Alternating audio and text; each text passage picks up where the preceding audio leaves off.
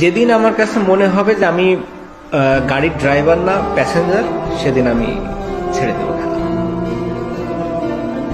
বুঝতে পারলেন কথাটা? যেদিন আমি বুঝবো যে ওকে আমি ড্রাইভার না, আমার উপর সবাই ভরসা করে সিটে বসে নাই, সেদিন আমি খেলবো।